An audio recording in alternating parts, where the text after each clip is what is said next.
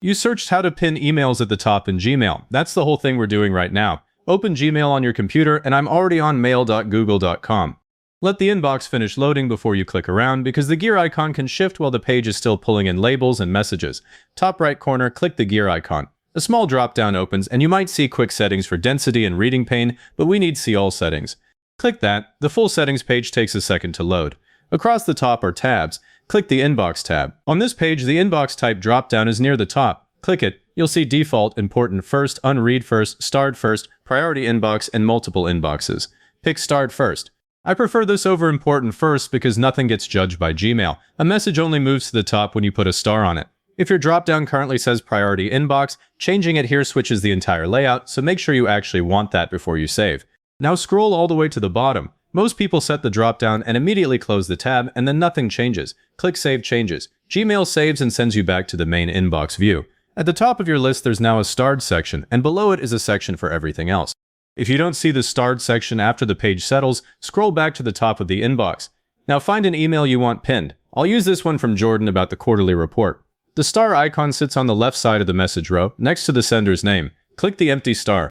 It turns yellow, or whichever color you're currently using, and the whole conversation jumps into the starred section at the top. There's no reload and no confirmation. If it's a conversation with several replies, the entire thread moves, not just the latest message.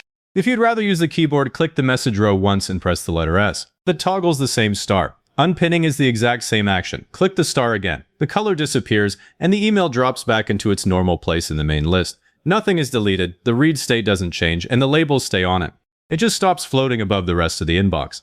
Now let's change one thing while we're in here. Click the gear icon again and choose See All Settings. This time stay on the General tab and scroll down to the Stars section. You can drag more colors into the active row.